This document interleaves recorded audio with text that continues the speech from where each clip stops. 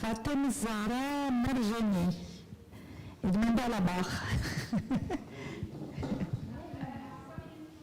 5 minutes?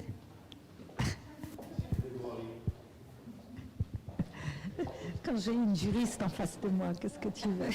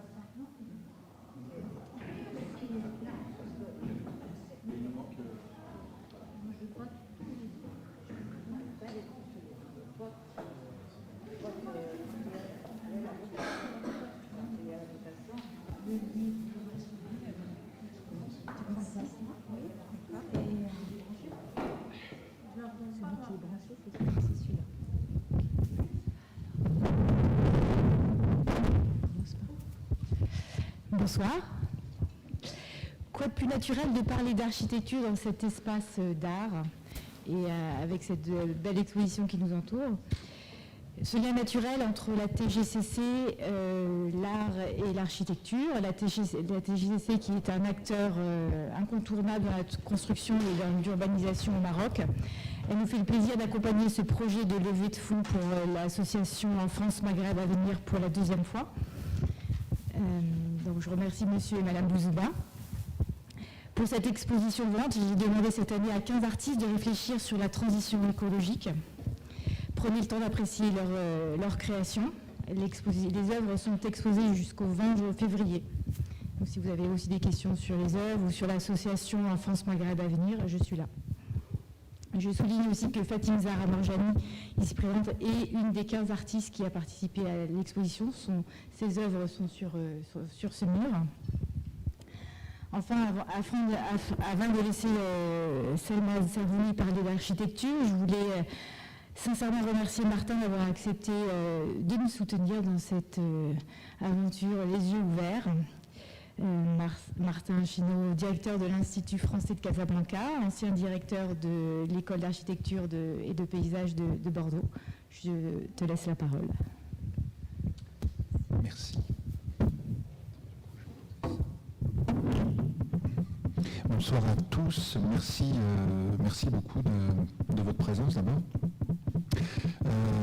Pour cette rencontre architecture du Maroc délocalisée ici à la galerie TGCC Artorium. Merci à la Fondation de nous accueillir ici. C'est vraiment un plaisir d'initier comme ça un croisement qui va nous peut-être ouvrir d'autres publics, d'autres questions que celles que nous avons régulièrement. Alors un mot peut-être pour préciser d'où viennent ces rencontres architecture du Maroc. C'est une initiative conjointe avec Selma Servouni, donc de la revue Architecture du Maroc, et l'Institut français, d'ouvrir un espace de discussion sur les questions d'architecture, d'environnement, d'urbanisme, notamment à Casablanca, puisque c'est un sujet, j'allais dire, quotidien. Dès qu'on met le nez dehors, dès qu'on fait un pas dans la rue, on se pose des questions qui, même quand on n'est pas architecte, sont des questions d'architecture.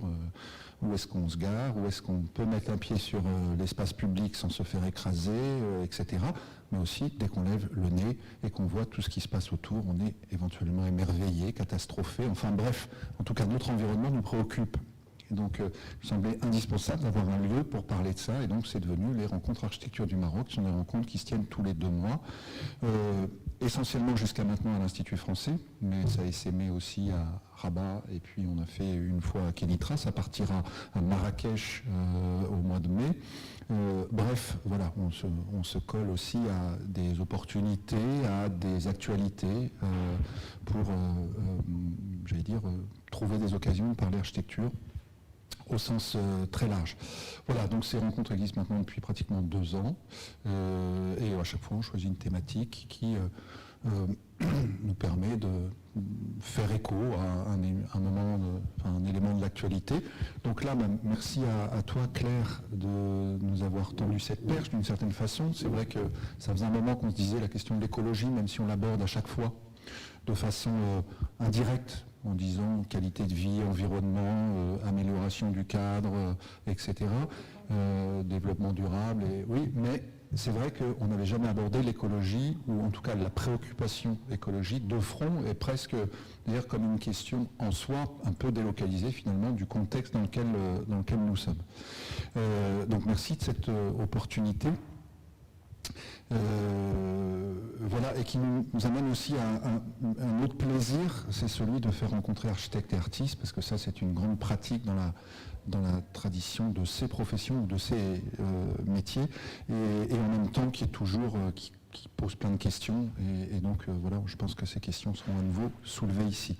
Quoi de mieux que de le faire ici, comme tu le disais, à la fois le lien entre la vocation de cette galerie et puis le bâtiment dans lequel nous sommes, qui fait écho à cette pratique de la construction. Donc merci pour vous tous. Je passe tout de suite la parole à Selma Zerouni, qui vous présentera et la thématique et nos intervenants. Merci Selma de ce compagnonnage récurrent. Merci beaucoup, merci Martin Chenot, qui est architecte évidemment, et qui a dirigé 2 grandes écoles d'architecture en France, et qui nous permet en fait d'avoir un lieu dans lequel on peut enfin parler d'architecture à Casablanca.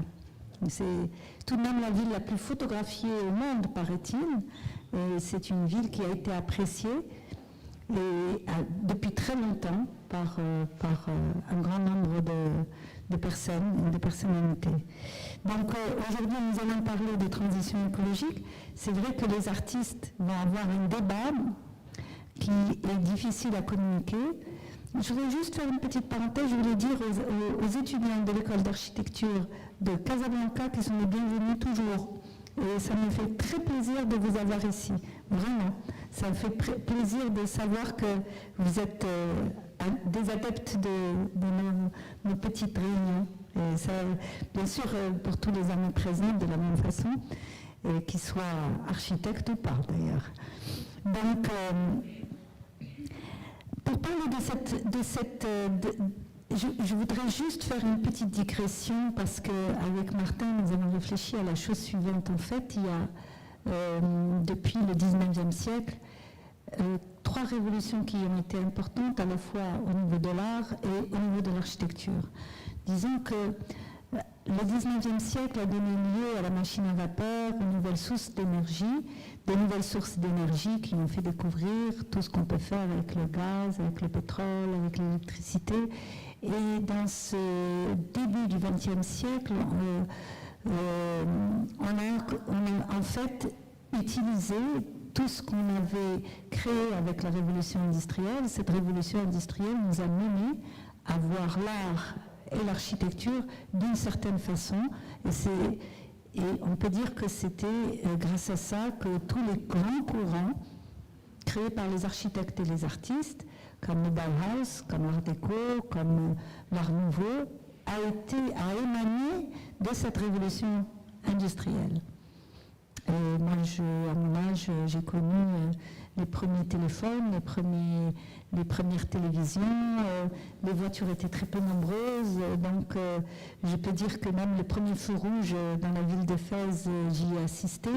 Donc, quelque part, nous sommes un peu les témoins de cette fin du 19e siècle jusqu'à un certain point. Après, il y a une deuxième révolution, c'est la révolution numérique.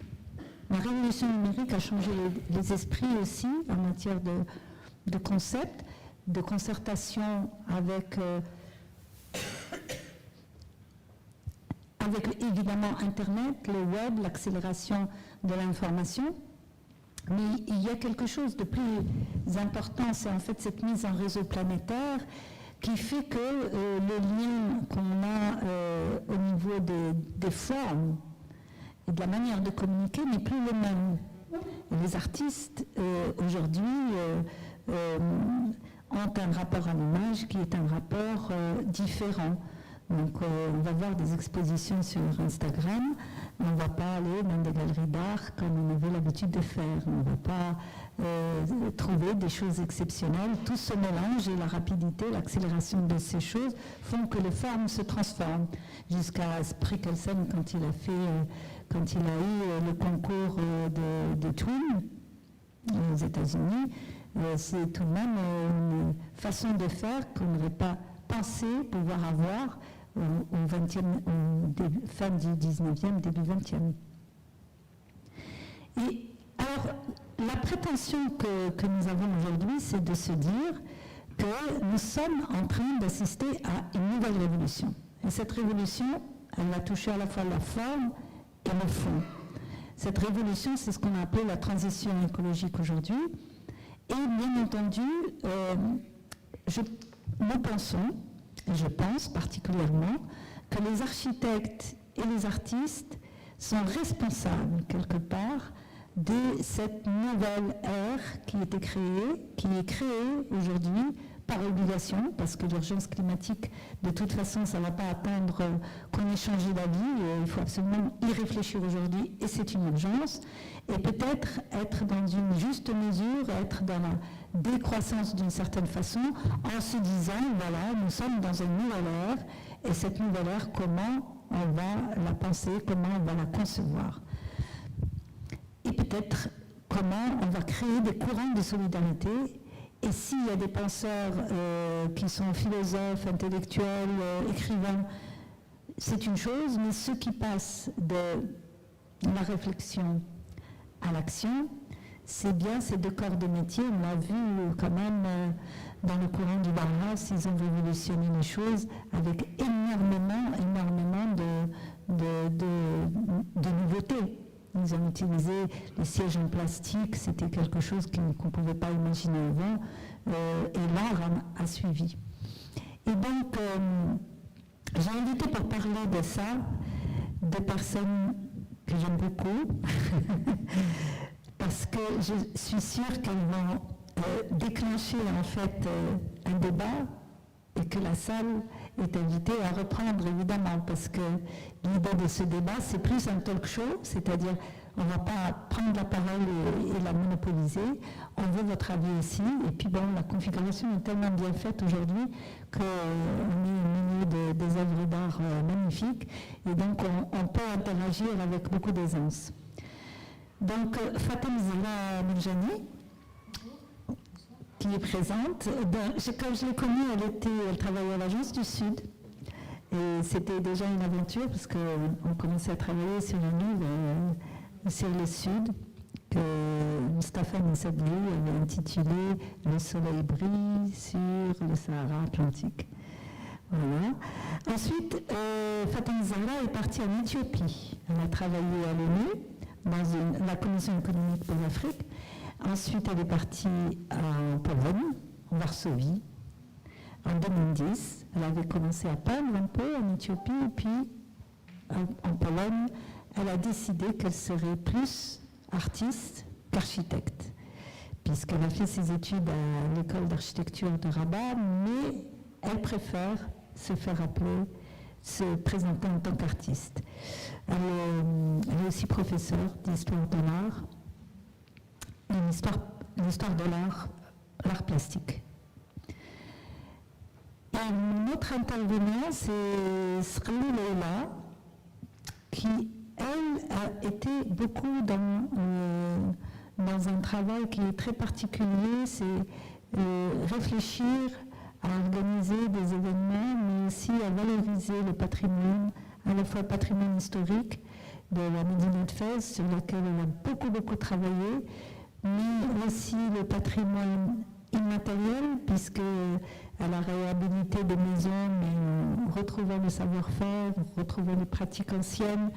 Elle a travaillé sur le PDRT, elle a eu une idée géniale que moi je trouve géniale, c'est Ziyarat Fès, sur laquelle on pourrait faire un petit arrêt. Ziyarat Fès, c'est en fait c'est une nouvelle façon de loger chez l'habitant de la Médina de Fès, en réhabilitant uniquement la salle de bain et la cuisine. Donc tu me rattraperas si ce n'est pas le cas. Ensuite, elle a fait un symposium extrêmement intéressant sur l'architecture écologique. On a touché un petit peu à tout, l'architecture de terre, l'architecture de paille, l'architecture en chambre. C'était assez intéressant. Elle a beaucoup bossé sur le festival de musique sacrée de Fès. Et puis, elle a travaillé sur de nouvelles conceptions de maisons conteneurs, mais aussi à Dakhla, dans un centre. Elle a fait des centres d'éducation de l'environnement en terre, Mohamed VI, pour la Fondation Mohamed VI, en 1981. Mais pas mal de choses sur Dakhla, dans un hôtel 5 étoiles, qui sans doute est totalement écologique et totalement autonome. Donc, les centres touristiques. Voilà. Alors, je vous ai présenté nos intervenants. Maintenant, je vais leur passer la parole parce que la question primordiale, c'est est-ce qu'on peut aujourd'hui réfléchir à l'écologie en étant artiste? Comment on fait? Quelle est la démarche conceptuelle qu'on peut avoir autour de cette question? Fatem Zahra Mourjani. Ça marche? Oui. Donc, la démarche conceptuelle, on va dire que l'artiste, d'abord, c'est un peu la sentinelle.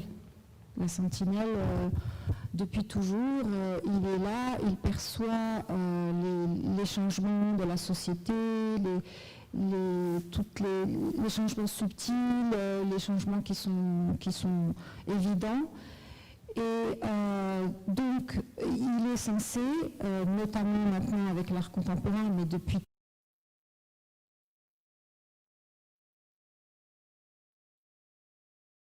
attirer l'attention sur ces changements et un peu tirer la sonnette d'alarme quand il s'agit de repenser nos modes de vie. Donc, l'écologie, évidemment, je préfère parler de la transition énergétique, on va dire. Aujourd'hui, nous sommes dans une situation où, pour survivre, nous avons besoin de changer nos modes de vie. Donc, l'art est d'abord là pour réveiller les consciences, même de manière subliminale, on va dire. Une œuvre d'art est d'abord là pour faire interroger le spectateur, pas forcément pour expliquer directement ce qui a motivé l'artiste, mais d'abord, chacun va lire cette œuvre selon son propre référentiel. Donc, aujourd'hui, il y a des courants artistiques qui ont investi ce champ pour essayer d'attirer l'attention, d'utiliser des matériaux. Il y a des matériaux recyclés, il y a des matériaux naturels, il y a diverses expressions, notamment dans les installations, les œuvres d'art, pour un petit peu agir comme une alerte. Ce que tu as dit tout à l'heure par rapport à cette nouvelle révolution, effectivement, il y a un courant qui se profile, qui a été notamment expliqué par Guillaume Loger dans le livre L'art de l'Anthropocène, Renaissance sauvage. Il dit que nous revenons vers des pratiques culturelles plus conviviales, on va dire, notamment dans le retour à tout ce qui est rituel. Donc le rituel est un peu ce qui va sauver l'humanité, d'après lui, parce que nous allons revenir forcément, pour notre survie, à des pratiques qui n'ont rien à voir avec la croissance, justement. La décroissance doit passer par un retour aux choses essentielles. Et ces choses essentielles étant plus de l'ordre entre guillemets, du mystique, mais en fait, c'est de l'ordre des pratiques qui sont inhérentes à l'humain. Voilà, je ne sais pas si Leïla veut dire quelque chose. Oui, alors, Leïla Strali, est-ce que tu te sens concernée par l'art quand tu agis en tant architecte écologique, on te nomme comme ça. C'est pompeux, hein. Pour moi, la question est la suivante. À la fois, on est dans cette problématique de transition climatique, de crise climatique, et pour moi, elle est liée aussi à en fait une sorte de crise créative. Pourquoi ? Parce que finalement, cette logique de croissance tout azimut, elle a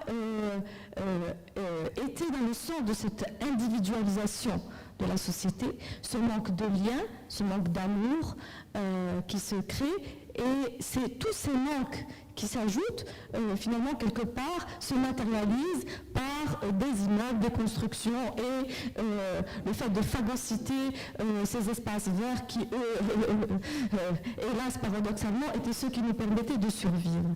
Donc, quelque part, on est dans une espèce de crise existentielle tout à fait mystique. N'ayons pas peur des mots. C'est pas parce que l'on parle de mystique qu'on va parler de religion. On peut très bien parler de sacré, de retour aux sources, de ce besoin-là, sans parler de religion. Et ces besoins-là, eh bien, ils deviennent criants. On entend parler de PNL, de coaching, pourquoi ? Parce qu'on a ce manque-là dans notre société. Et en tant qu'architecte, comme en tant qu'artiste, comme finalement chacun d'entre nous, on ressent ce manque en nous et on a cette soif de créativité qui va nous permettre de combler ce manque, d'aspirer à la connexion à l'autre, retrouver la solidarité, la convivialité via des pratiques. Exactement, via des pratiques ou via des pratiques presque aussi même individuelles de ressourcement. Pour ça, l'espace a besoin de se reconnecter avec sa poésie initiale, avec d'origine. On perd cette logique poétique. Et pourquoi je parle d'urgence créative ? Parce que finalement, l'enjeu, il est là. Comment créer cette poésie qui va recréer cette cohérence sociale et l'envie de simplement vivre heureux. Bon, c'est voilà, pour rebondir sur ce qui a été dit et peut-être ouvrir le débat, je ne sais pas. Bravo, merci beaucoup. Alors, est-ce que vous voulez interagir dans un premier temps ou, parce que je ne voudrais pas qu'on monopolise je dis que c'est une discussion pour tout le monde. Tu veux prendre la parole ? L'idée, en fait, c'est de connecter les personnes. Donc, je reprends ce que tu disais tout à l'heure, Leïla, c'est de reconnecter les gens avec leur lieu, leur espace, leur environnement, et peut-être les autonomiser aussi par rapport à toutes les problématiques qui ont découlé, en fait, justement de l'industrialisation, qui est le capitalisme totalement libéral qui ne permet plus aujourd'hui de vivre en autonomie. Est-ce que ça, c'est quelque chose que tu crées quand il s'agit de travailler sur des architectures écologiques ? Vas-y. Du coup, peut-être pour ne pas parler juste de grandes théories, mais de témoignages un peu personnels pour formaliser le propos. Et puis connecter avec ce qu'on vient de dire aussi, c'est-à-dire que cette quête un petit peu de sens, en fait, les projets qui sont eux-mêmes porteurs de sens, nécessairement vont aller vers une formalisation qui va créer du lien, qui va créer de la beauté, qui va adoucir les mœurs, etc., etc. Quand le projet en lui-même, dans sa logique profonde, viscérale et bien pensée, respecte l'environnement, a un but d'amélioration sociétale, va s'occuper, je dis par exemple, d'enfants démunis, va travailler sur la ville sur elle-même, dans le rural que nous avons, qui est absolument merveilleux et qui est laissé pour compte, où d'un coup il y a juste un regard qui est posé sur ce rural, ce patrimoine, et des gens qui ont des étoiles dans les yeux, mais des besoins incroyables, qui accouchent en cours sur les routes, etc. D'un coup, un regain d'intérêt vers l'essentiel, qui est notre patrimoine. Pour moi, tout ça, c'est écologique. Tout ça, c'est porteur de sens et nécessairement, ça va créer de la beauté. On peut travailler sur des toilettes sèches dans un rural, mais peut-être c'est une de mes plus grandes fiertés. Je travaillais sur des toilettes sèches dans un village. Et c'était un tout petit projet. Et j'étais vraiment contente de faire ce projet-là. Pourquoi ? Parce qu'en lui-même, c'est celui dont je parle pratiquement tout le temps. Parce que qu'est-ce qu'on a résolu en faisant 10 mètres carrés ? La problématique des toitures où il pleut à l'intérieur de tous les villages du Maroc. On a amené un petit peu de performance moderne. On a dit, ok, il fait très beau dans ces maisons, mais pas l'hiver, parce que c'est affreux. Et c'est plein de bouts de plastique, parce qu'on a oublié comment ils étaient faits, ces toitures.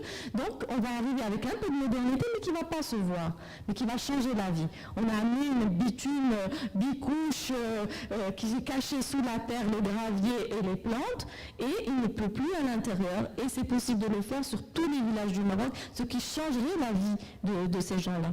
Donc, oui, quand on a juste envie de bien faire, d'être respectueux de son environnement, d'être altruiste, quand on a cette soif-là, je ne parle pas que de moi, je parle pas de moi d'ailleurs, je parle de beaucoup d'architectes, beaucoup d'artistes, à partir du moment où il y a juste cette volonté-là, obligatoirement, ça ira dans le sens de création d'espaces créatifs, sujet à la poésie et à tout ce dont on a parlé. Donc Fatem Salah, tu te sens concernée par ce discours ? Oui, tout à fait. En fait, non seulement je me sens concernée, mais disons pour avoir pratiqué en tant qu'architecte et puis un peu d'avoir quitté l'architecture un peu fâchée contre l'architecture, on va dire telle qu'elle est pratiquée aujourd'hui, je voulais revenir sur l'idée de l'artiste par rapport à la société, parce que je viens de me rappeler un exemple qui illustre bien ce propos. Dans les mines de charbon, avant, les mineurs avaient un canari. Je ne sais pas si tu connais ce concept. Et ce canari permettait aux mineurs de savoir que l'oxygène allait manquer. Donc quand le taux de CO2 montait, le canari mourait. Donc c'était vraiment un moyen de savoir. Tirer la semaine d'avant. Oui, mais en même temps, je trouve cette image très poétiquement tragique, parce que aujourd'hui, les canaris meurent pour d'autres raisons, et en même temps, les mineurs sont exploités, mais en même temps, disons que l'art, c'est un peu le canari. En fait, l'artiste, c'est comment est traité un artiste dans une société aussi. C'est un moyen de savoir s'il y a un espoir de changement. Donc, je pense que le jour où les architectes écouteront peut-être les artistes, et où les artistes auront des idées à proposer aux architectes, je pense qu'il y aura des choses à faire. Disons que c'est aussi, bon, ça c'est le débat d'idées. Ce que je veux dire, c'est que nous pouvons tout faire aujourd'hui. Nous avons toutes les théories. L'architecture respectueuse de l'environnement ne coûte pas plus cher que l'architecture classique, béton, voilà. Non, parce que en fait, l'architecture en terre, je le sais, ça c'est quelque chose qu'on a essayé de mettre au point, mais ne coûte pas plus cher que l'architecture en béton. La seule chose, c'est que si tu la ramènes aux normes de calcul d'une architecture en béton, c'est-à-dire la vitesse de réalisation comprise, Oui, ça revient plus cher. C'est la vitesse, exactement. Donc la rapidité d'exécution n'étant pas prise en compte, puisque le temps finalement, qui c'est qui l'a décidé? Pourquoi pas, quand on parle d'autoconstruction, de possibilité d'autoconstruction, il n'y a pas de raison que le temps soit inclus dedans.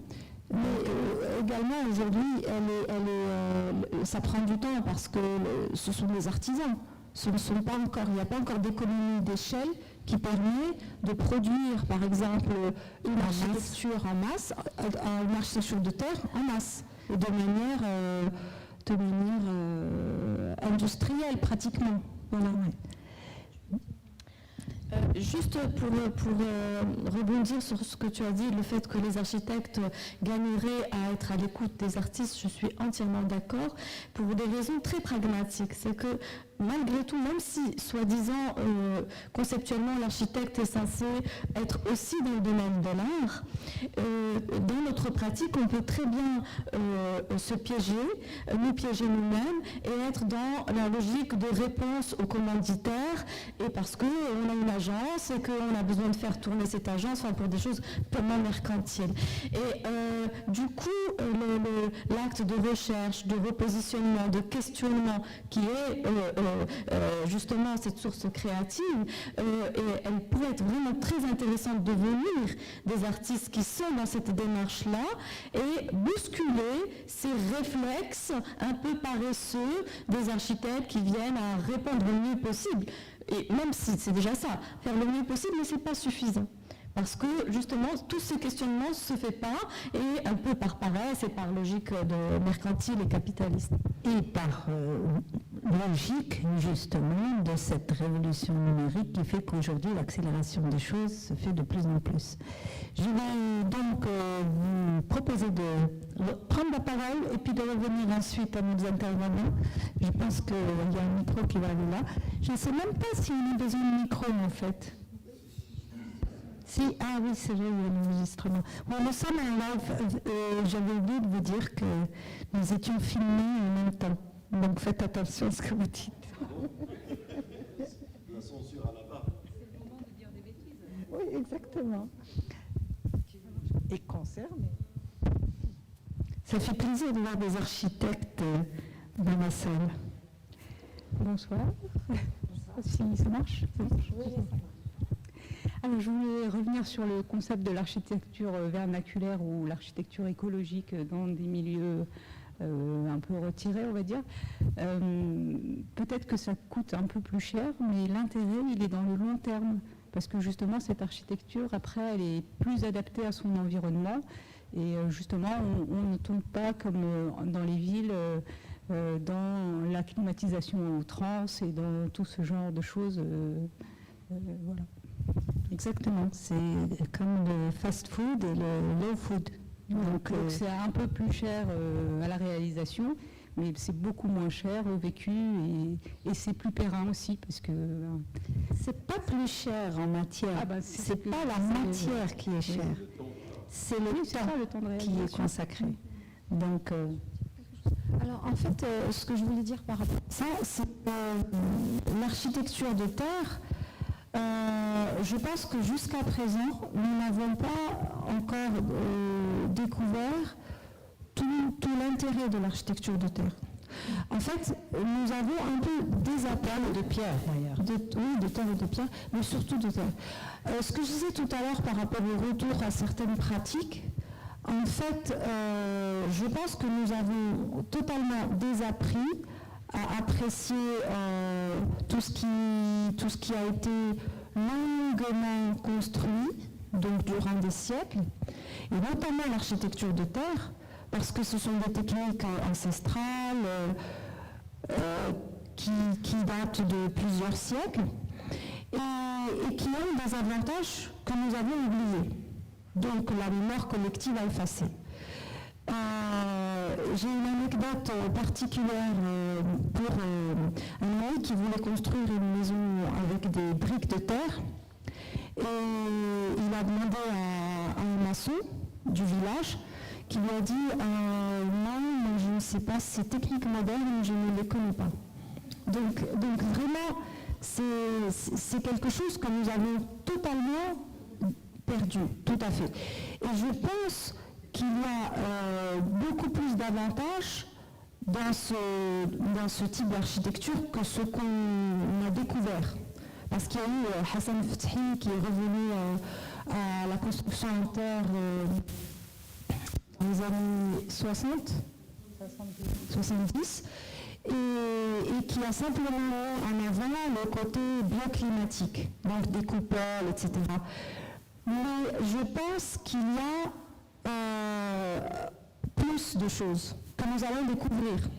Donc avec le temps, peut-être que dans une cinquantaine d'années, nous allons nous rendre compte, quand nous ferons notre révolution, notre nouvelle révolution écologique, nous allons forcément retrouver des choses que nous avons perdues et des pratiques. Mais tu ne crois pas si bien dire, parce qu'il y a eu un symposium au Portugal, à Silves, dans lequel il y avait une personne, un scientifique, qui disait qu'habiter une maison en terre était certainement une façon de ne pas tomber malade, parce que la composition de la terre et la composition du sang humain est proche, et que les maisons à cancer sont toutes des maisons en béton, avec du métal et avec des forces telluriques aussi, des lieux dans lesquels sont construites qui sont maléfiques. Mais aujourd'hui, on peut considérer que la maison en terre est une maison saine, dans le sens où on tombe moins malade. Les gens vivent plus longtemps, ils tombent moins malades. Mais ce n'est pas tellement ça le sujet, parce que ce sur quoi on voudrait réfléchir, c'est comment faire pour entamer cette révolution écologique ensemble, c'est-à-dire à la fois dans le concept, dans les idées, dans la démarche, de quelle façon on pourrait se dire un jour que finalement on est obligé d'y aller et on arrête d'être chacun dans son coin. Quelqu'un me demande la parole.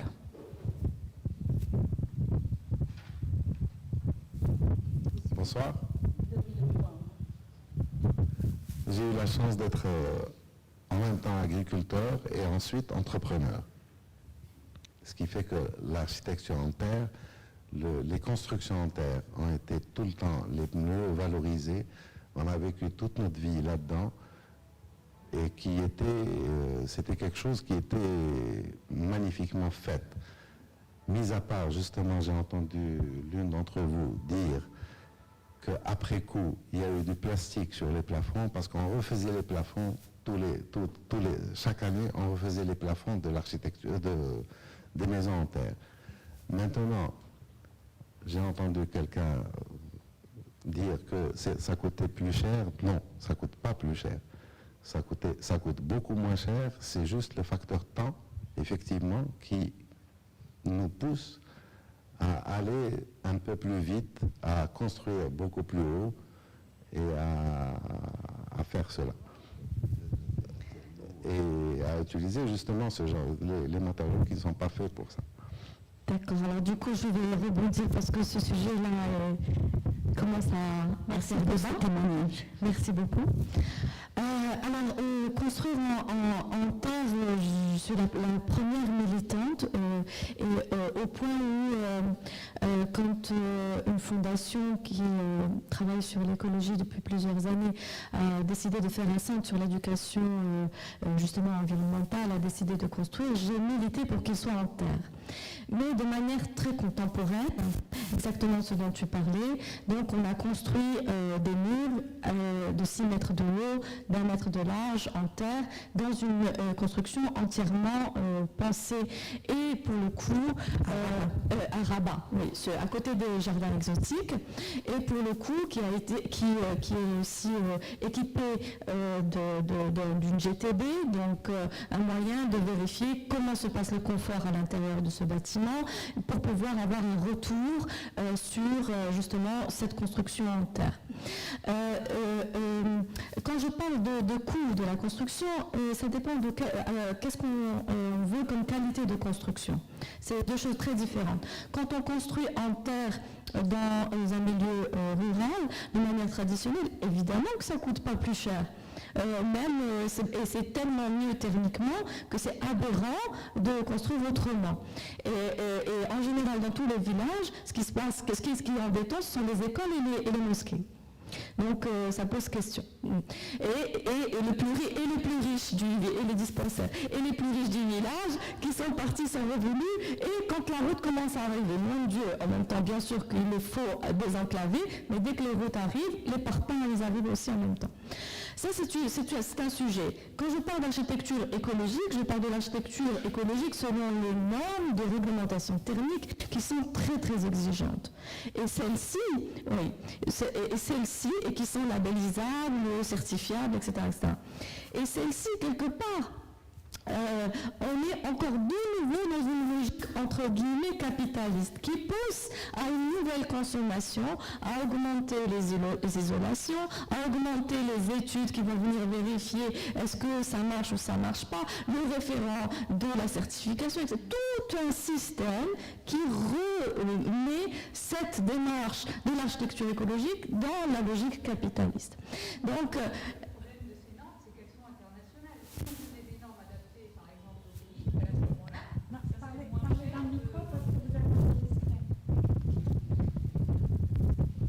que ce problème de normes, c'est qu'elles sont internationales.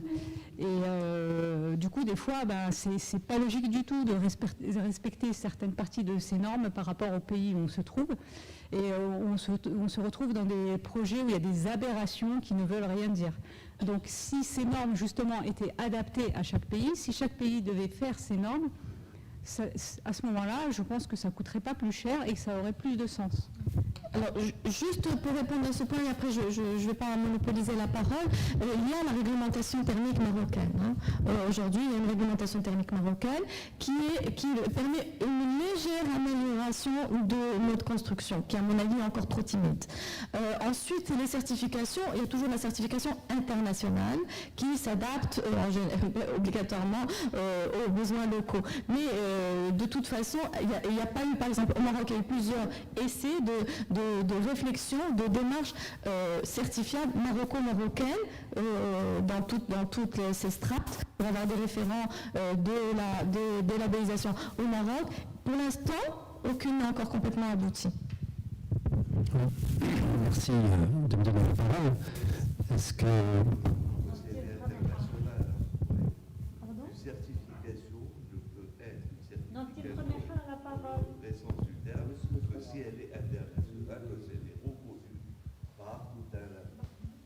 panel de pays de certificateurs, sinon c'est pas possible. Oui, c'est vrai.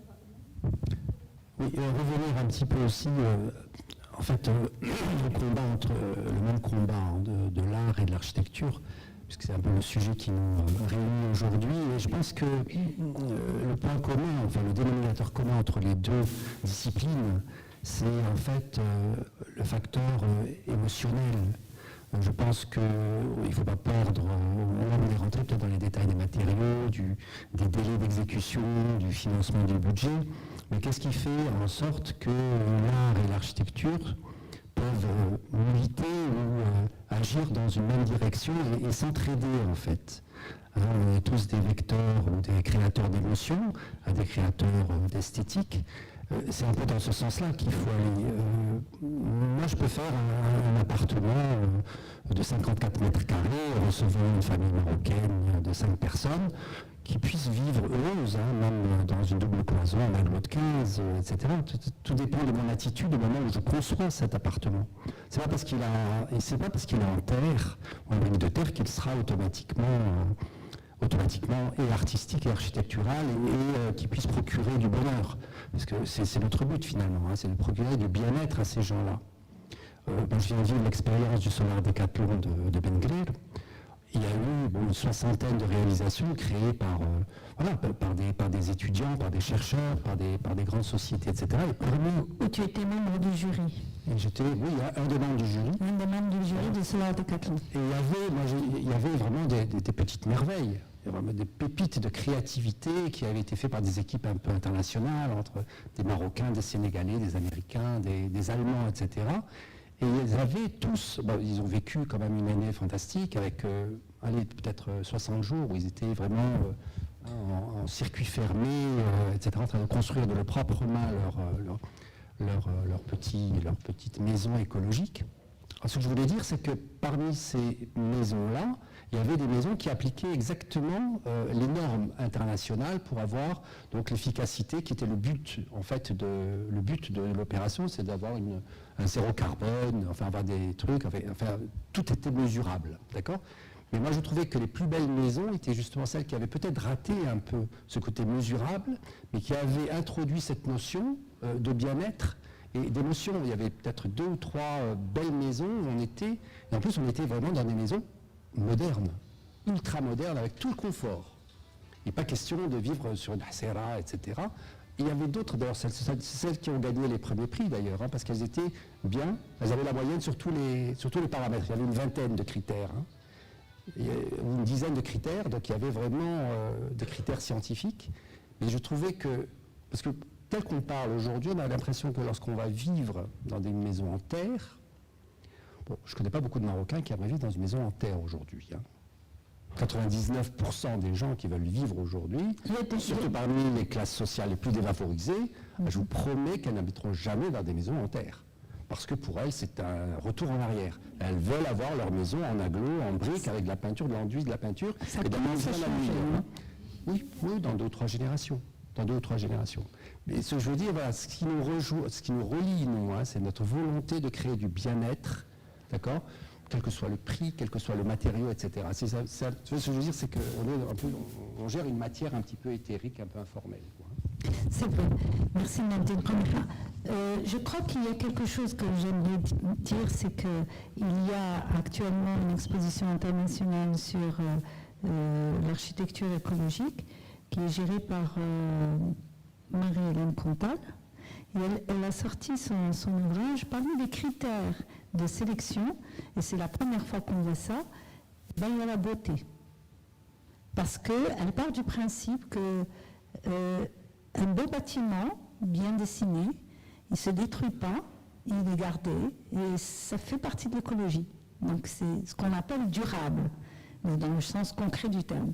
Une architecture durable, celle qu'on ne détruit pas, c'est parce qu'elle est belle aussi. Donc quelque part, c'est ce genre d'émotion dont tu parles qui pourrait être travaillé ensemble avec des artistes. Et c'est vrai que c'est très difficile aujourd'hui de faire intervenir.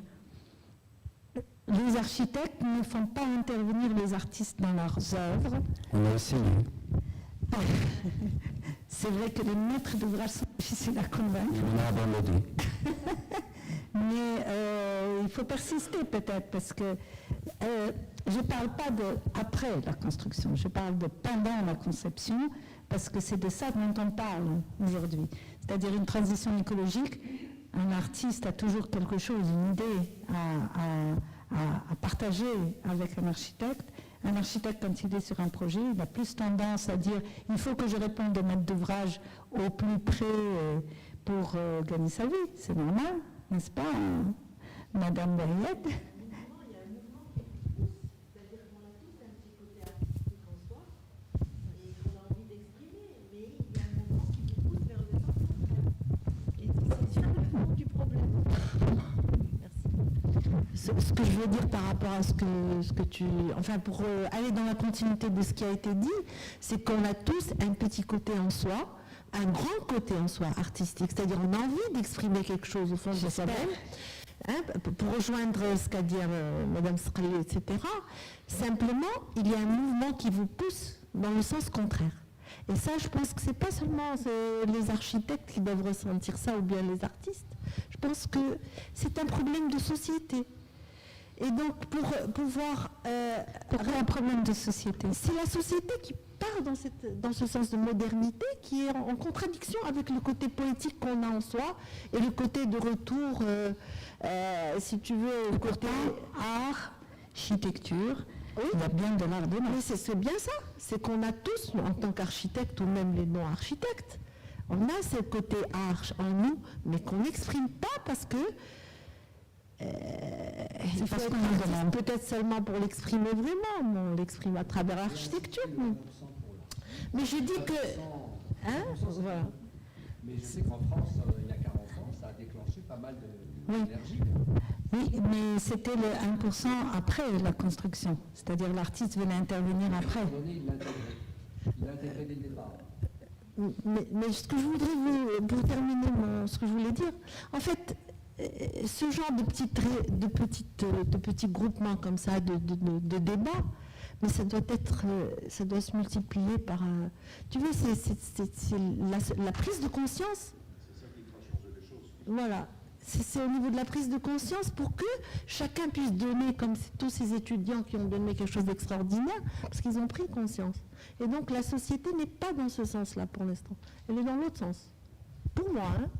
Il y a un étudiant qui voudrait prendre la parole. Enfin, un étudiant que je connais, qui a travaillé déjà avec nous. Il y a 2 mois, on a fait un événement à l'Institut français qui s'appelle La ville désirable. Et nous avons travaillé en amont avec l'école d'architecture de Casablanca.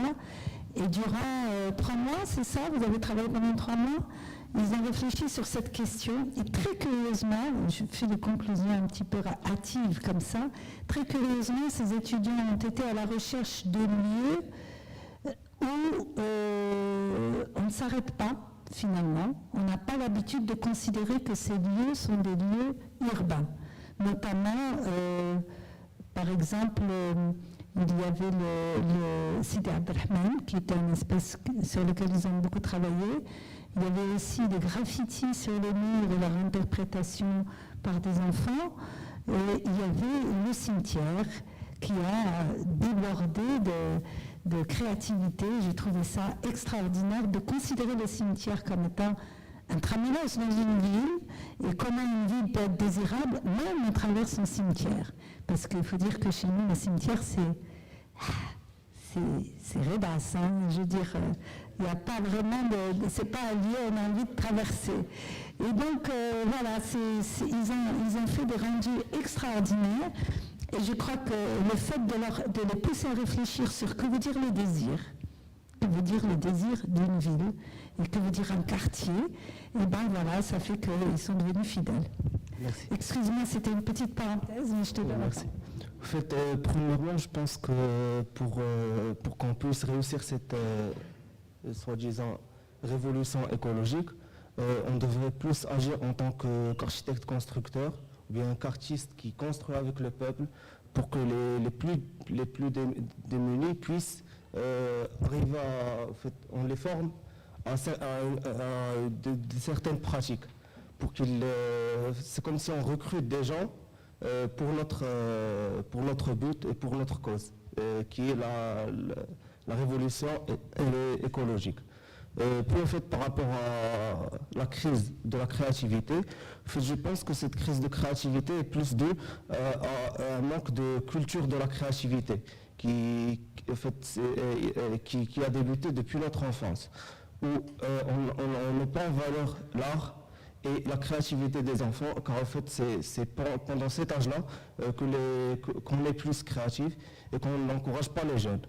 Et entre parenthèses, on peut dire qu'il y a une seule école d'architecture au Maroc qui est publique, ce qui fait qu'on ne donne pas trop de chance à nos jeunes et surtout aux plus démunis.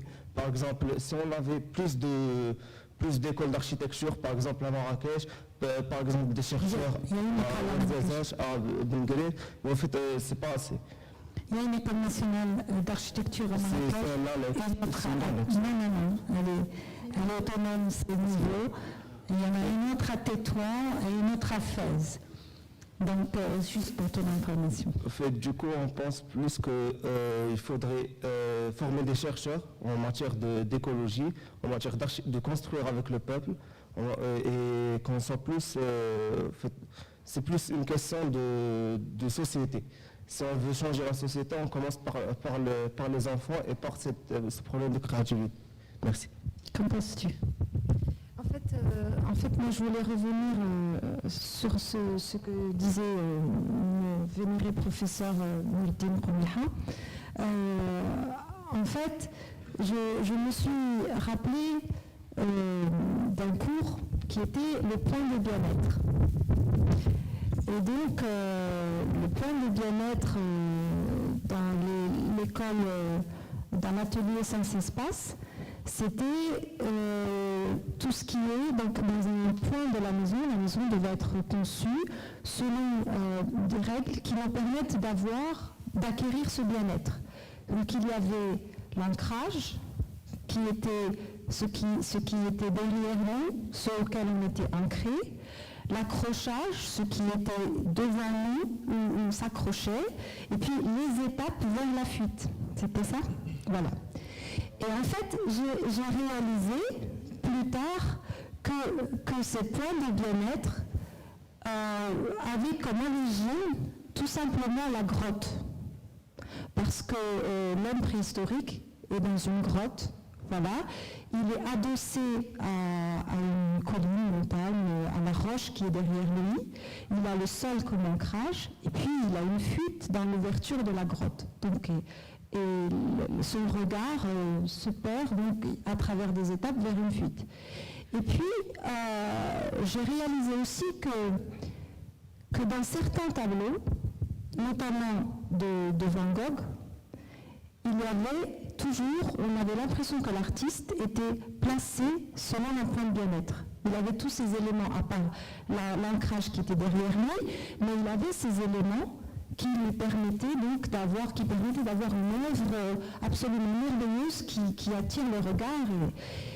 Et si finalement, donc la question que je me pose aujourd'hui, si finalement concevoir un habitat, c'était d'abord créer le bien-être. Donc ce que tu disais tout à l'heure. Et si ce bien-être c'était ça notre révolution, en fait. Tout simplement rechercher le bien-être, mais à tout prix, c'est-à-dire à tout prix. Quand je dis à tout prix, je veux dire tout azimut, dans l'architecture, dans nos pratiques. Et ce bien-être, en fait, ce n'est pas seulement la consommation, évidemment, mais peut-être que ce bien-être sera la clé de la décroissance. Là, c'est une possibilité. Et c'est vrai que la décroissance, elle nous pollue. Aujourd'hui, on ne peut pas être dans la surconsommation comme on l'a été jusqu'à maintenant. Surconsommation, on voit dans des émissions à la télévision, t'as des Américains qui ont tellement acheté de vêtements qu'ils sont obligés d'appeler quelqu'un pour les aider à se débarrasser de leurs propres vêtements. Alors c'est assez caricatural quand même. Monsieur ? Oui, bonsoir. Alors, moi, je ne vais pas ajouter ma pierre à l'édifice, peut-être de la terre, par des questions. Vous avez parlé tout à l'heure des normes. Ma première question, c'est ne pensez-vous pas que les normes aient été là parce que l'homme triche? Nous habitons tous, je pense, à Casablanca. Je pense que nous avons tous froid dans nos maisons à cette époque de l'année. Et nous serions bien contents que des normes internationales, soient-elles ou pas, soient respectées pour qu'on ait un peu plus chaud. C'était la première question rapide. Alors comme vous voulez, soit je vous les donne toutes d'un coup, soit vous répondez... On tente tout d'un coup, On tente tout d'un coup, si jamais il y en a trop, je vous répondre. Très bien, allons-y. Après, je viens sur la phrase, effectivement, art et architecture, même combat. J'ai beaucoup apprécié l'image du canari. Après, je pense que la question qu'on doit se poser, c'est quel canari souhaitons-nous être? Souhaitons-nous être le canari qui sauve des vies, puisque en l'occurrence, il sauvait des vies, donc c'est en gros pour le bien de l'humanité, ou sommes-nous, à nos dépens, le canari qui est tué par les architectes qui construisent les villes et qui déforestent? Donc ça, c'était ma seconde question. Excusez-moi, les personnes... Oula, je vais... Alors... Les personnes qui construisent la ville. Je vois qu'il y a beaucoup d'architectes. Je ne le suis pas. Je continue ou vous répondez? Vous me dites quand vous en avez trop. Comme vous voulez. Comme vous voulez. Non, C'est vous, c'est vous. C'est d'autres sujets complètement ou... C'est toujours dans la continuité de ce que vous avez dit, les questions. Allez-y. J'entends ce que vous dites quand vous parlez de révolution écologique depuis tout à l'heure. Alors moi, j'ai l'immense chance de vivre à la campagne. Donc je suis né dans la terre. Il y a quelque chose qui semble paradoxal dans ce que vous dites. Vous parlez de révolution, et tout à l'heure madame avait expliqué que du fait effectivement de la technologie, nous sommes dans l'instantanéité. Vous n'avez pas défini comme tel, mais c'est l'instantanéité. contrairement à la manière dont on construisait auparavant, je pense aux bâtisseurs de cathédrales, une personne qui entamait la construction d'une cathédrale savait qu'elle allait mourir en ne voyant pas la fin de celle-ci. Et vice-versa, ceux qui finissaient les cathédrales étaient incapables d'avoir vu le début. Y a-t-il pas un paradoxe dans le terme révolution qui vient dans l'instantanéité? Ne devrions-nous pas plutôt être dans l'évolution? Pourquoi devoir passer du tout pierre à tout terre? Pourquoi ne pas réfléchir, vous les architectes, non je charrie, nous tous autour de cette table, ou même ailleurs, à une évolution en prenant ce que nous avons aujourd'hui, en ajoutant de nouveaux éléments, et qui peut-être dans 2 ou 3 générations, on ne sera sûrement pas là pour voir, mais si nous pouvions avoir une machine à aller dans le futur, voir que peut-être dans 3, 4 générations, notre descendance sera arrivée à créer des bâtiments avec des matériaux complètement différents de ce que nous avons aujourd'hui, complètement en accord et en harmonie avec la nature, pour pouvoir effectivement se dire, nous avons réussi notre pari. Une petite chose, je ne suis pas architecte, je suis matheux.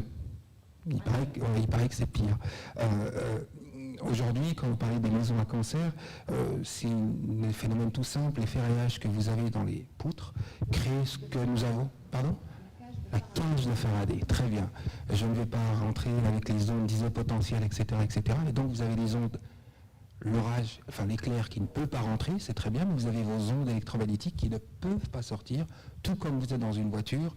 Un éclair ne peut pas vous toucher parce que vous êtes dans une cage de Faraday. Voilà. Si les matheux, les physiciens, les gens qui font sciences naturelles, les architectes, les artistes, j'y venais, je gardais le meilleur pour la fin. Se mettaient entre eux. Si nous devions avoir une chose à retenir du passé, là c'est une chose que je veux dire, c'est pas une question. Je suis amoureux, moi, du XIVe siècle, de l'époque arabo-andalouse, et du XVIIe siècle, le siècle des Lumières, comme il a été nommé en Europe. Pourquoi ? Si vous regardez, vous n'aviez pas de mathématiciens de leur côté, de physiciens de leur côté, de philosophes de leur côté, de sociologues de leur côté. Ils étaient tous un peu quelque chose. Et c'est ce que vous retrouvez aujourd'hui dans les campagnes avec ce qu'on appelle, nous en France, le BGSP, le bon gros sens paysan. Les paysans ont toujours un bon sens qu'ils font les choses de manière sensée, peut-être pas explicable par eux-mêmes, mais ensuite, quand on constate, on arrive à expliquer ça mathématiquement, scientifiquement, et on se dit, waouh, ils avaient raison. Les pierres, les murs de pierre larges qui font que c'est frais en été et c'est chaud en hiver, etc., etc. J'ai fini avec mes questions. Alors, il y avait M. Naïm qui ne va pas bouger, hein. Je te passe le micro. J'attends la réponse de Leïla. Merci. Ce que je vais faire, c'est que je vais faire je ne sais pas si c'est une réponse en fait, mais je vais tenter et je vais aussi réagir à 2-3 paroles qui, à mon avis, s'assemblent. Madame Bouyette, c'est ça, a dit tout à l'heure qu'on a tous une petite part artiste, mais qu'on cache un peu, peut-être timidement. Ou alors il n'y a pas d'espace qui permette que cette part d'artiste puisse s'exprimer. Le jeune homme a dit aussi, j'ai bien aimé cette phrase, le manque de culture de la créativité, le manque de connaissance de ce qu'est la créativité. Et donc du coup déjà dans l'apprentissage, et d'apprentissage, C'est-à-dire l'apprentissage par la répétition. C'est ça, et donc je vais y venir. Et du coup, moi, j'ai trouvé que c'était, en tant qu'architecte, très très violent de faire des études merveilleuses, de rêver pendant toute la période des études à comment créer un monde meilleur, et puis ensuite de se confronter à la réalité du terrain, où on a des commanditaires qui n'ont que faire de vos pensées, vos rêves, vos aspirations, vos émotions, où on se confronte à une commission d'esthétique. Je pense que ça va faire sourire beaucoup d'architectes avec des personnes qui ne sont absolument pas en en maîtrise de l'esthétique d'une manière générale, qui n'ont pas de culture artistique, et donc on se retrouve devant beaucoup d'aberrations, et cette part d'artistes ou de charges profondes personnelles, eh bien, c'est ou on la tait, ou alors on va la faire exister timidement entre nous et nous-mêmes à travers nos projets comme on peut. Tout ça pour dire que du coup, cette notion, je vais arriver à cette notion de norme, finalement, cette part d'artiste ou d'éthique, ce qui revient pour moi presque au même, éthique et esthétique. Donc cette source-là qui devient juste une démarche personnelle était à l'époque, on ne va pas faire juste de la différence entre le passé et le présent ou le futur, mais on peut faire un parallèle quand même avec la construction de Médina où on disait que chaque brique était une prière. Là, il a à chaque fois composé une brique. Toujours pas pour parler de religion, pour parler de philosophie, d'approche, et donc de relations au temps, etc. Quand on va faire les choses comme si c'était une prière, on n'a pas peur de tricher, on se moque de ce que vont penser les hommes, on ne le fait pas pour eux. Quand on a une perte d'éthique et de sens, eh bien là, on rentre dans cette logique mercantile, dans cette tricherie, dans le besoin d'avoir des normes pour pouvoir légiférer cette façon, c'est du prix. Donc, ou légitimer. Oui, tout à fait, les deux. Alors, du coup, peut-être que l'enjeu, ce dont on est en train de parler, on parle aussi d'un manque qui fait que pour l'instant, tout ça, c'est une démarche personnelle. On essaie d'exprimer ce qu'on peut dans notre petit espace, à travers notre art, mais comment on arrive à construire cela collectivement, comment on peut croire vraiment que la beauté peut sauver le monde et ne pas rire de cette formule, y croire vraiment, et comment on peut le traduire pratiquement en enseignement, comme tu disais, c'est-à-dire des cours de sensibilisation sur la beauté. Et pourquoi? Parce qu'on se rend compte qu'on est dans cette crise existentielle et qu'on arrive à des aberrations de comportement. Merci Léla. Je vous demanderai de prendre la parole qu'une fois que vous aurez le micro, s'il vous plaît. Tu n'as pas répondu à une question, juste pour finir. J'allais répondre à la dernière question. Révolution et évolution. Oui. En fait, je ne sais pas si vous connaissez donc l'ère où nous sommes maintenant, l'ère géologique qui s'est fait appeler récemment l'Anthropocène. Alors l'Anthropocène, maintenant, ça, depuis la moitié des années 90, c'est un terme qui désigne la nouvelle ère géologique où l'homme a transformé son milieu au lieu de s'y adapter. Et ça correspond un peu à la révolution industrielle. Donc au moment où avant, donc, par exemple, pour une route, on contournait une colline. Maintenant, on coupe la colline. Voilà. Donc, en fait, pourquoi je parle d'Anthropocène? Parce que forcément, cette ère, donc, nous mène à une situation où, bien sûr, nous allons épuiser nos ressources. Notre écosystème est perturbé. La croissance devient le principal moteur. Seulement, il ne s'agit pas de faire une révolution, c'est une renaissance, ce dont on parle. Ce n'est pas une évolution en fait, nous allons vers une mort programmée, et donc la seule chance que nous avons, c'est de renaître d'une autre manière. Il y a eu en art, donc la Renaissance italienne, était un moment justement où l'homme devenait, au lieu que l'art désigne quelque chose de divin, l'homme revenait au centre de l'art. C'est-à-dire, l'art était ce qui entourait l'homme. Notamment, l'exemple, c'est les tableaux de Léonard de Vinci, où nous avons par exemple la Joconde avec tout l'arrière-plan, on voit un environnement, un pont, qui est censé être le lien entre l'homme et la connaissance, l'esprit, etc.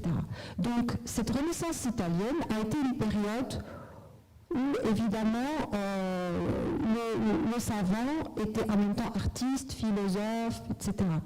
Aujourd'hui, nous avons besoin de cette Renaissance pour nous rassembler. C'est-à-dire que là, l'ego a pris évidemment le dessus. Moi, je parle aujourd'hui comme une artiste. Vraiment, je rêve un peu. Vous allez trouver peut-être trivial le fait de rêver à ce point en pleine croissance, mais je trouve qu'il est important aujourd'hui de rassembler tout ce qui est vraiment valeur. L'esthétique, l'éthique, donc, comme tu as dit, mais surtout la convivialité. Donc cette renaissance passe vraiment par ce principe. Alors, vous allez me dire, qu'est-ce que la convivialité dans un monde où nous parlons d'architecture, de coûts, de construction, de clients, etc. En fait, la convivialité, je pense, c'est de concevoir d'abord pour les hommes, d'abord concevoir pour l'humain. Tenir compte évidemment de tout ce qui entoure la production. Mais il est important de ne pas perdre de vue l'homme, justement, et c'est pour ça que nous parlons de Renaissance, parce qu'on l'a remis au centre. Nous l'avons perdu. Depuis la révolution industrielle, nous avons perdu le sujet, en fait, de toute cette course effrénée. Et le sujet, c'est nous. Et en fait, c'est tout simplement se recentrer autour de l'humain dans toutes les disciplines. Voilà. Convivialité ou communion autour de valeurs communes? Alors la convivialité, c'est un terme, il y a un livre d'Ivan Illich qui s'appelle La convivialité et qui attire l'attention sur cette perte de convivialité justement à travers la société de consommation. C'est tout simplement, il y a un exemple qui illustre chez nous, c'est la différence entre l'hypermarché et l'épicerie. C'est vraiment c'est-à-dire, c'est le fait de passer d'une échelle à une autre. On ne dit pas de pisserie, on dit mulpisserie. Mulpisserie. Exactement. Oui, c'est vraiment la personne qui compte, c'est pas l'épicerie. Oui, exactement. Je passe la parole après. Merci, tu es adorable. Le thème aujourd'hui, c'est encore architecture, artiste, art. Oui. Je suis heureux aujourd'hui d'être là parce que déjà, il y a une vingtaine d'années, avec Nordine Romeha et certains autres amis, nous avons réfléchi au même thème et nous avions créé à cette époque, c'était 91-92, le Grand Prix d'architecture du Maroc, avec votre papa d'ailleurs, c'est Skalé, avec la fondation de l'Aga Khan. Voilà. Et pour les gens qui ont travaillé au montage de ce projet, il y avait d'abord les artistes. Tu te souviens, Mlihi et notre ami de Marrakech, Mbelkaya. Et c'était déjà une préoccupation forte et puissante. Et nous avions décidé à cette époque de primer le travail d'un groupe et non pas d'une personne. Parce que nous avions groupé toutes les personnes qui participent à la création du cadre bâti. C'est une belle expérience de l'époque, elle a disparu, c'est dommage. Alors, ceux qui nous ont attaqués d'une manière violente à l'époque? C'était les architectes. Des architectes, violemment dans la presse avec des termes vraiment pas élogieux et tout. Et je rends hommage à Sa Majesté Hassan II qui nous avait sauvés parce qu'il voulait vraiment nous étriper, qui nous avait envoyé son conseiller pour remettre le prix. Et il y a eu deux éditions de ce Grand Prix d'architecture. C'est pour ça que je suis heureux que ce genre de préoccupations reviennent. Voilà. Donc, oui, c'est vraiment très très belle expérience. C'est dommage, c'est perdu, puis personne n'y pense, ou c'est pas un problème. C'est un thème majeur aujourd'hui. La seule chose sur laquelle, moi, je voudrais essentiellement intervenir fortement, jamais l'humanité n'a connu une époque comme celle-là de connaissance, où notre connaissance est allée loin, loin, loin. On ne peut pas...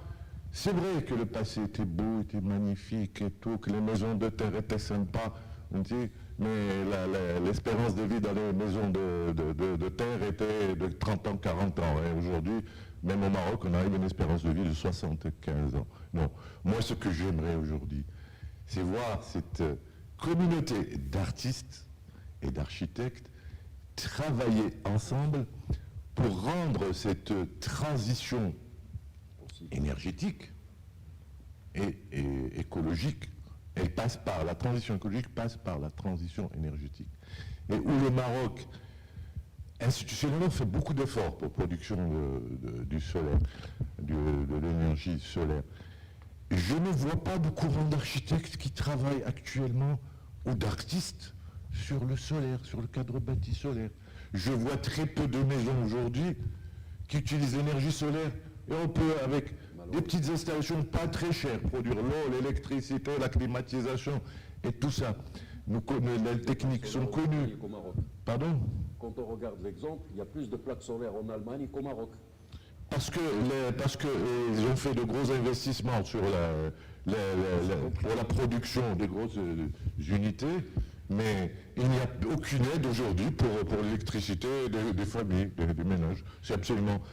Bon, excusez, sinon je vais parler trop longtemps. En fait, l'idée, c'est travailler aussi sur la révolution technologique et du savoir, rendre le savoir beau. Moi, je voudrais bien voir, ce bâtiment est très beau, magnifique, mais oui, quelque chose qui nous donne envie d'être dans du solaire ici. Voilà, je ne suis pas spécialiste, je ne suis pas artiste, j'en suis désolé mes enfants. Il est ingénieur. Mais ça va, ce soir, il est... À vous. Tous ce sont des amis de tellement longtemps, on a fait tellement de choses ensemble. Bonsoir à toutes et à tous. Ce qui fait plaisir, c'est la richesse du débat déjà. Et les thèmes que tu nous présentes seulement avec notre ami Martin, depuis que vous avez commencé ça il y a 2 ans à peu près. Il y a tellement de choses qui ont été très très très importantes qui ont été dites depuis tout à l'heure. D'ailleurs, comme je le dis toujours, que ferons-nous sauver les femmes de ce monde d'hommes qui se croient des hommes? En fait, il y a quelques questions. Non, pas du tout, au contraire. Moi je dis toujours, il faut rendre à la femme ce qui appartenait à César. Il ne faut jamais oublier ça. Mais quand on dit l'homme, c'est l'homme et la femme en fait. Bon bref, je voulais juste te rappeler une chose à propos des réactions virulentes dont tu parlais tout à l'heure par rapport aux architectes. Il ne faut jamais oublier ce vieux proverbe marocain qui te dit « Khok fil halfa ». Donc, non mais je sais que on va pas descendre à ce débat-là. Pas du tout, mais j'en ai entendu parler. Parce que depuis que j'étais très petit, d'ailleurs c'est par ça que je voulais rebondir par rapport à ce que vous êtes en train de dire depuis le début. Moi il y a un slogan que je mets souvent dans mes débats, en parlant des armes de construction massive, c'est en parlant de la culture et de l'éducation. Et d'ailleurs c'est ce qu'on est en train de perdre depuis très très très longtemps.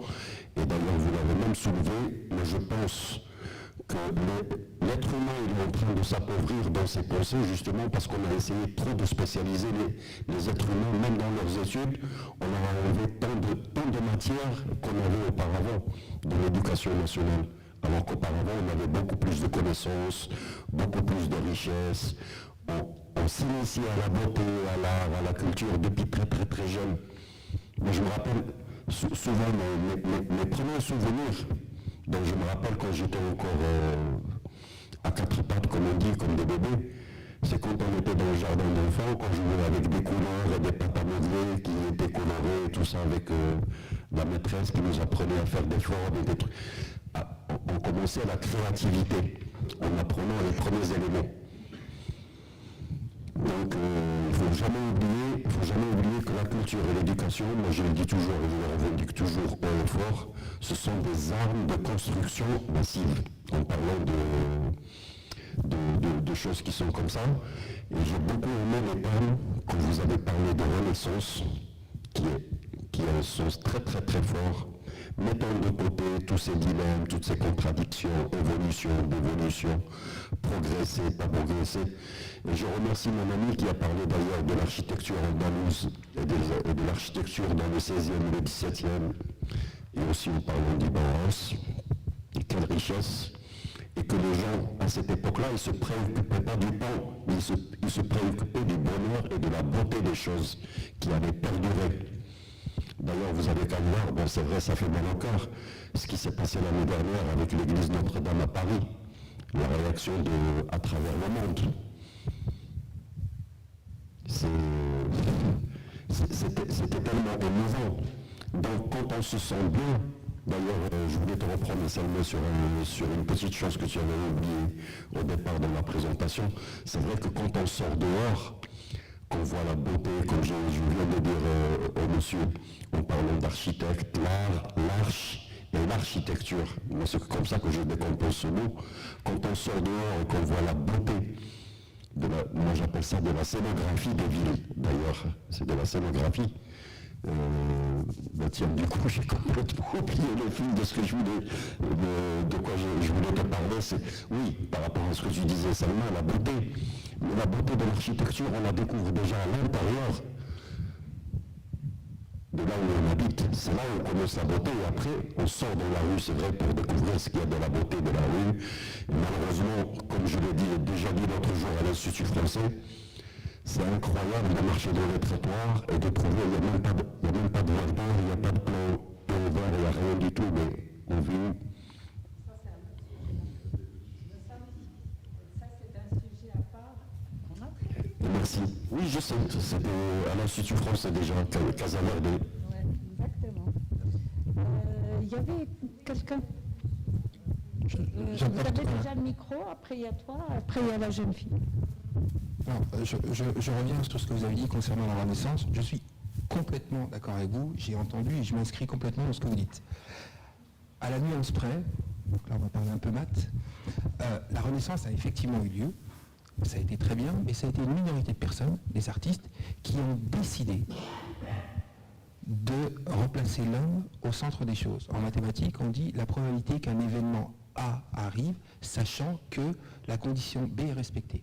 Donc la probabilité qu'on arrive à mettre l'homme au centre, remettre l'homme au centre de l'art, sachant que ça a été décidé par une minorité d'artistes, a été facile et ça a été fait. Pourquoi je ne vous parle pas de Renaissance? Parce que la Renaissance, pour les femmes qui ont mis au monde, il y a une quasi-instantanéité, et ensuite l'enfant est là et on prend acte. Pourquoi je vous parle d'évolution et non pas de révolution? Je ne veux pas jouer sur la sémantique. Nous sommes 7 milliards. La probabilité que 7 milliards de personnes pensent instantanément à aller dans la révolution parce que nous sommes dans un état de catastrophe est impossible. Elle est nulle. Je vais vous donner un exemple très scientifique.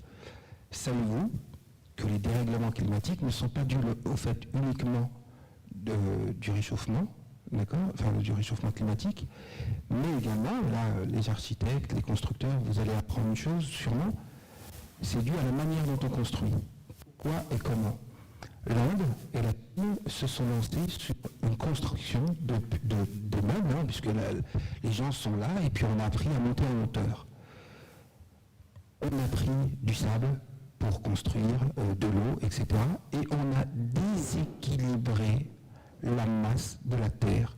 Et l'axe de la Terre a bougé et il oscille dans des conditions catastrophiques qui font que même si on arrête aujourd'hui, d'accord, nous sommes condamnés. Les gens ne le savent pas.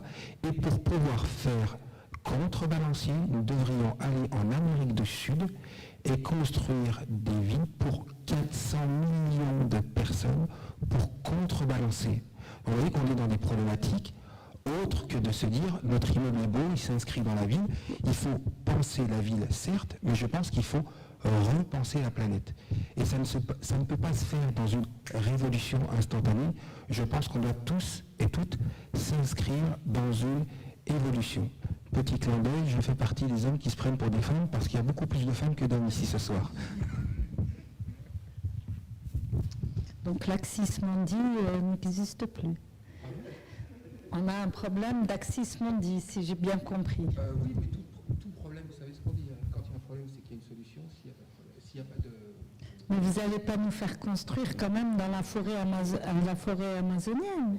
Non, mais je pense qu'il y a en mathématiques, on appelle ça le principe de déconstruction. Réfléchir à déconstruire pour mieux reconstruire. Plus en physique, monsieur. Pardon ? Un peu plus en physique, en mathématiques. On rentrera dans le débat. Quand on ira voir, on va pas rentrer dans le... On va écouter ce jeune étudiant, il a son point de vue aussi.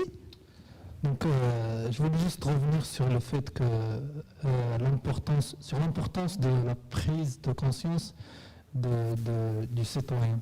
Parce que pour moi, je considère que cette prise de conscience est la solution. Parce que déjà, finalement, nous architectes, nous étudiants en architecture, même les artistes, on est déjà conscients que les questions écologiques sont importantes et tout ça. Mais on a oublié l'ingrédient principal, l'élément principal de cette équation, c'est le citoyen.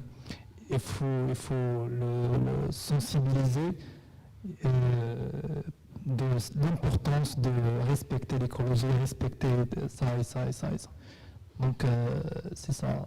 Donc ta proposition, c'est... Donc ma question, comment peut-on sensibiliser les gens à l'importance de cette question? Donc communiquer quoi? De quelle manière communiquer?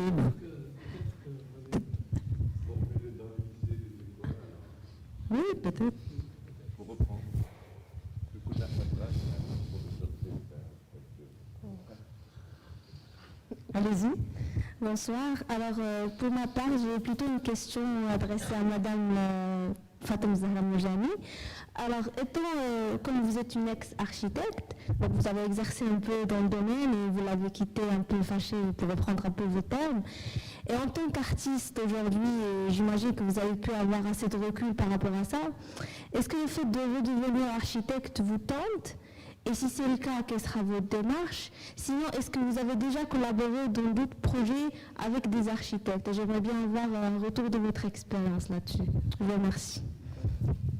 Alors en fait, quand je dis que j'ai quitté l'architecture fâchée, c'est-à-dire que, comme disait Léla, quand on est à l'école d'archi, on développe la créativité, on rêve beaucoup, et on s'imagine qu'une fois dans le monde professionnel, on sera tous des Frank Lloyd Wright, des architectes qui vont gagner des concours, révolutionner l'architecture. Et en fait, on se rend compte que il y a la loi du marché, il y a des contraintes administratives, il y a tout un monde.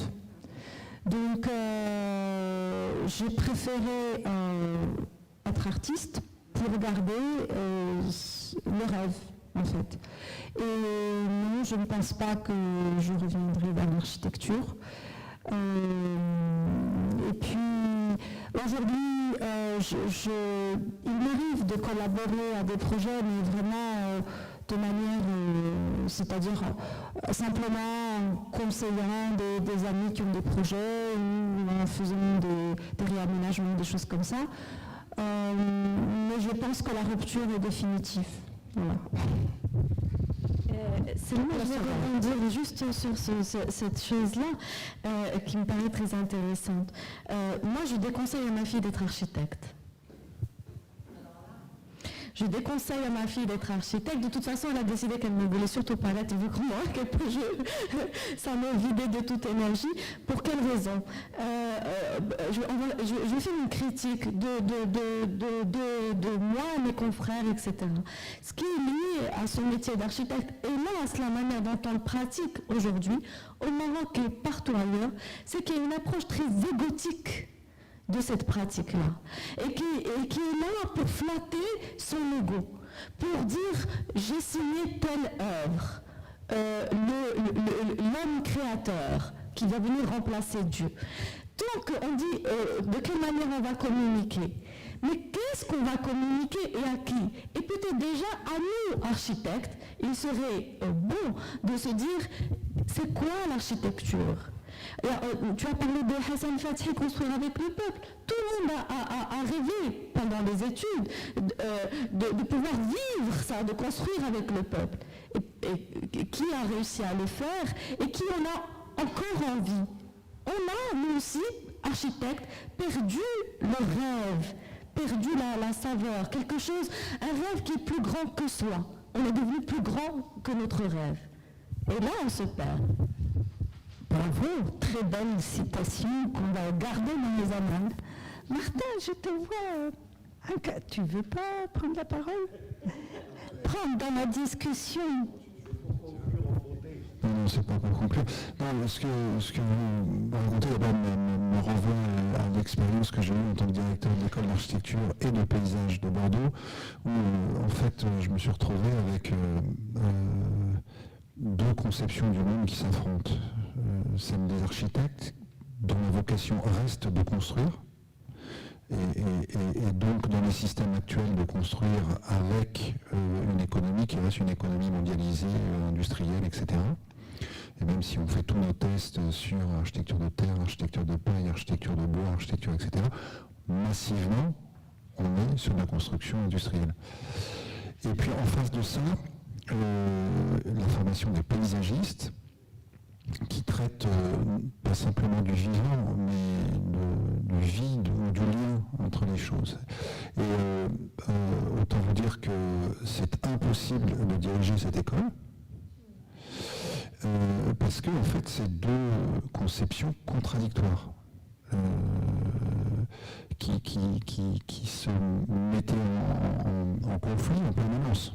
En fait, avec une vision du monde où, d'une part, on vise, comme vous le dites bien, un objet dessiné, fabriqué, enfin voilà, avec quelque chose qui va être fini, une vision finie, et puis l'autre, au contraire, l'accompagnement de processus vivants dans le temps, où la notion de temps est acceptée comme une notion non maîtrisable.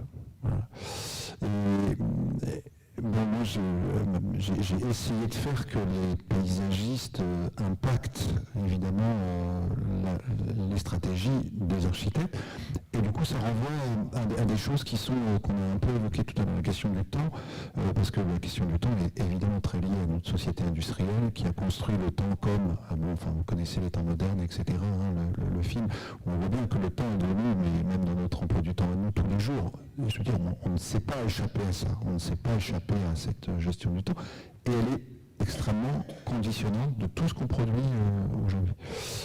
Et donc, voilà, en fait, c'est intéressant de regarder comment les processus même de fabrication de l'architecture de la ville ou de l'art évoluent, et ça m'intéresserait d'avoir votre témoignage là-dessus, parce que au fond, c'est des choses comme ça qui nous amènent à faire révolution, évolution, renaissance, je n'en sais rien, mais en tout cas à faire cette transformation nécessaire. On a quand même plus le choix, il faut être très clair là-dessus, on n'a plus le choix, c'est-à-dire que le mur il est devant nous, on le sait tous, voilà. Bon, donc la créativité n'est pas simplement une possibilité, elle est une nécessité aujourd'hui pour inventer le monde dans lequel on est, et on lutte contre les gens qui ont le pouvoir. Et quand je dis ça, je ne parle pas du pouvoir politique, je parle du pouvoir économique. Quand on voit les résultats de l'année dernière, 25% de plus-value en bourse, on sait qui a mis dans la poche. Bon, je veux dire, on lutte contre des machines qui sont gigantesques, des forces qui sont théoriquement gigantesques. Bon, donc la petite révolution qu'on doit faire les uns et les autres là où on est, elle doit être de cette puissance-là aussi. Bon. Et donc ça passe, la convivialité, mais en fait ça revient à questionner les processus de fabrication dans lesquels on agit tous les jours. Et donc j'ai envie de vous inviter à des choses qu'on va présenter prochainement. On réinvite, comme l'année dernière, le Bruit du Frigo, que vous aviez peut-être vu, qui est ce collectif d'architectes et d'artistes de Bordeaux, qui vient réintervenir dans le quartier Wolfa à Hassani au mois de mars, et qui propose depuis lui 20 ans justement des pratiques de fabrication qui ne sont ni la fabrication d'objets, ou en tout cas pas d'objets définis, et qui ne s'inscrivent pas dans le temps de la même façon. Voilà, donc c'est intéressant. Donc ça c'est début mars, vous verrez la communication là-dessus. Et voilà. Alors, le Bruit du Frigo, c'est un collectif qui est né de l'école d'architecture de Bordeaux, en se disant justement, j'ai pas envie d'être cet architecte-là. Nous ne sommes pas rentrés dans les normes. J'ai pas envie d'être cet architecte qui répond à une commande pour produire une commande qui nous tombe d'en haut, c'est-à-dire qui est très loin de l'utilisateur au fond. Hein, c'est-à-dire c'est une commande qui arrive d'un programme qui au mieux est écrit d'ailleurs, mais pas forcément,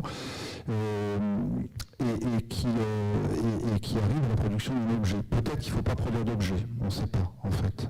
Peut-être que pour répondre à la question que vous posez, il suffit de faire un repas au milieu de la place et on va améliorer le bien-être des gens beaucoup plus que si on construit, voilà, on fait du bon. Et en fait, ils ont développé une pratique qui est de dire testons, enfin améliorons cette convivialité simplement par des aménagements non pérennes. Et donc en fait, ils ont une pratique qui est très simple.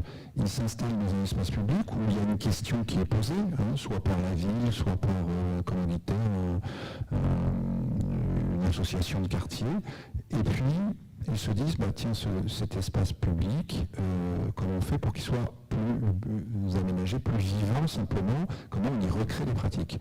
Et donc, eux, ils travaillent avec du bois, et ils font du mobilier urbain, qui n'a absolument pas vocation à être pérenne, c'est juste pour tester des choses. Donc là, par exemple, à Wolfa, ils sont venus, ils avaient invité sur une place qui était un peu toute cabossée, et puis pendant 15 jours, avec les habitants, ils sont installés sur place, une tente, un atelier bois, et ils ont fabriqué du mobilier urbain avec une espèce de catalogue à tout faire, un peu genre catalogue inventé sur le modèle des catalogues Ikea, mais avec leur production à eux, en disant vous voulez un escalier qui monte au 10e étage de l'immeuble, très bien, on peut faire, etc. Mais enfin, plus réalistement, ils ont fait des bancs, des jeux, des estrades, des plateformes, et voir, il en reste encore quelques-unes dans le quartier Wolfa. Et donc, des observatoires pour les oiseaux, enfin bref, voilà.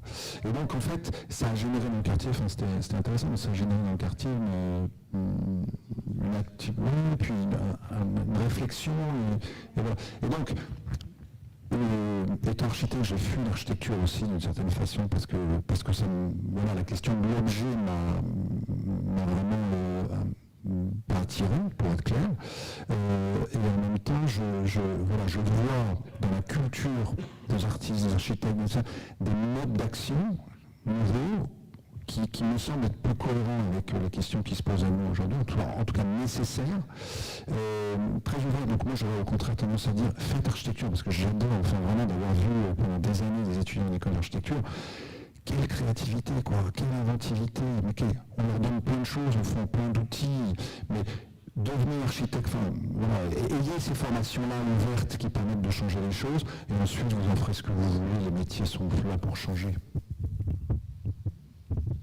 Et il y a actuellement des visites ornithologiques là-bas, parce qu'en fait, il y avait un lac qui était tout pourri à l'Ulfa, parce que c'était juste, parce qu'en excavant, il y a eu une remontée de la nappe phréatique, c'était devenu une véritable poubelle. Maintenant, c'est nettoyé, les oiseaux sont revenus, et il y a une association ornithologique qui vient pour expliquer quel genre d'oiseaux, etc. Donc, Wolfa est devenu the place to be. Nadine, tu voulais dire quelque chose? On a jusqu'à 19h.